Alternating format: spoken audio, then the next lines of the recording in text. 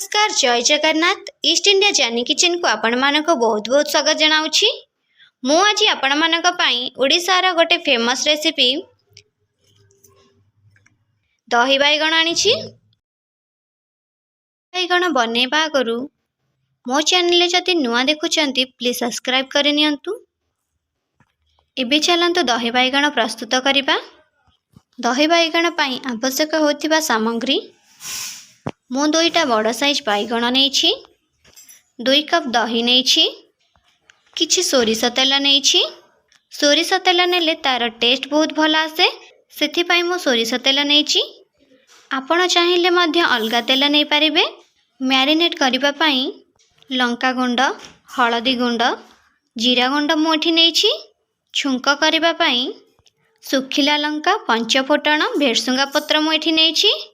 स्वाद अनुसार लुण, पुदीना पत्र, 2टा कंचा लंका आउ कला लुण मु एठी नेछि। प्रथमे आमे बैगण को काटी नेबा। मार्केट रु जेतेबेले आपण माने बैगण आनिबे सॉफ्ट आ बिना मुंजी वाला बैगण आनिबे।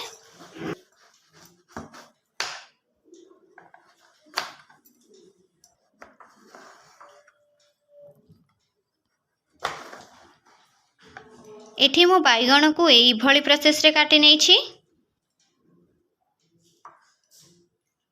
एबे मु काटी रखिथिबा बैगण रे लुण, हळदी गुंड, लंका गुंड, जीरा गुंड देई भल भाबे मिसेई नेबा।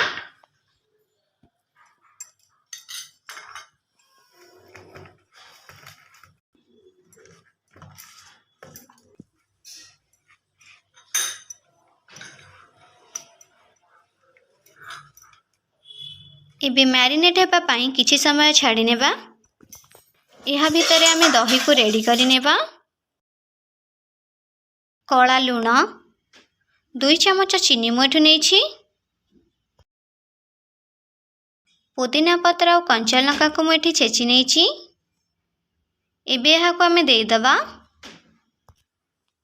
मते एठी दही को टिके पतला करिवार अछि, सेथि पई मु किछि पानी नेछि। आपण को जदि थिक दरकार थिबो पानी को अवॉइड करिवे। एहा को एबे आमे भल भाबे मिसेई नेबा। आपण एठी चीनी लुण को आपण को स्वाद अनुसार कम बेसी नै पारिबे। एहा तो हमर होई जाईछि। एबे आमे एहा को किछि समय छाडी नेबा। एबे आमे मैरिनेट करि रखिथिबा बैगण को भाजिबा। सेथि पई पैन को गरम करि नेबा। पैन एठी गरम होई जाईछि। एबे आमे 2 रु 3 चमच सोरिष तेल देई दबा।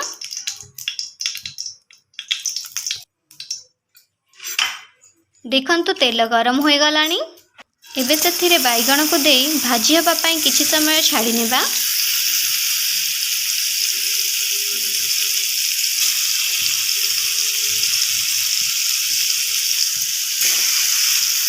बैगण को आमे हाई फ्लेम रे भाजिबा, नहेले बैगण कंचिया होई जिवो।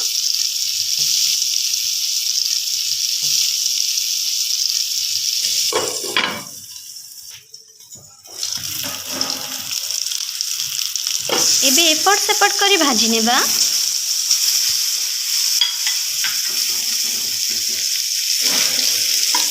बैगण रा सबु साइड एई भली कलर हबा दरकार।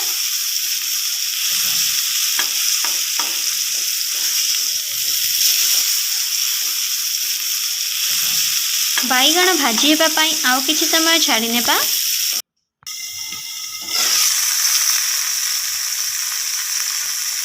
देखंतो बैगण भाजी होई गलानी। एबे आमे सबु बैगण को भाजी नेबा।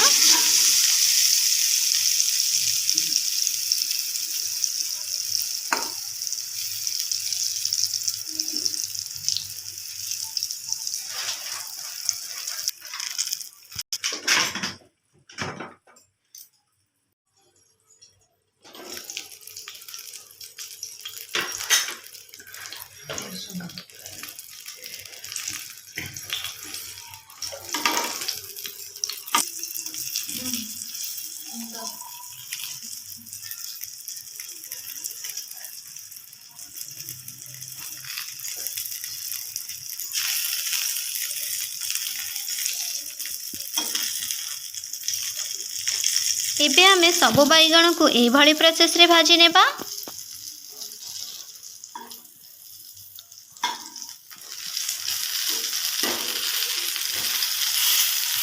एबे आमे सबु बैगण को गोटे प्लेट को बाहर करि नेबा।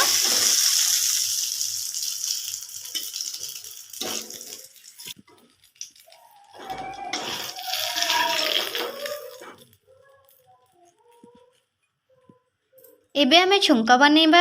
छुंका बनेबा पाई मु पैन को गरम करि नेइथिली। सेथिरे 2 रु 3 चमच सोरिष तेल दे दबा।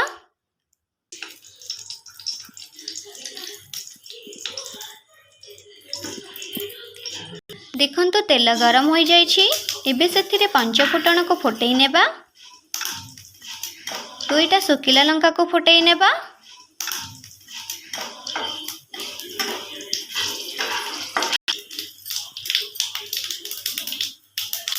किछि भृसुंगा पत्र को फुटई नेबा। भृसुंगा पत्र को बेसी भाजीबेनी, हाफ मिनिट भाजी नेबे। एबे आमे बैगण को दे दबा। देटी के भाजी नेबा।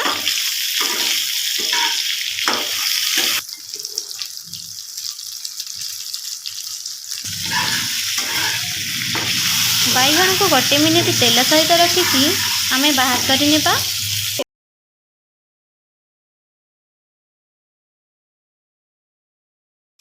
देखंतु ठंडा होई गलानी।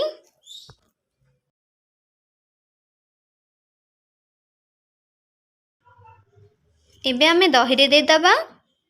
दे भल भाबे मिसई नेबा। गरम बैगण जदि आमे दही रे देबा दही छिड़ी जाई पारे, सेथि पई आमे बैगण ठंडा होई गला परे दही रे दबा।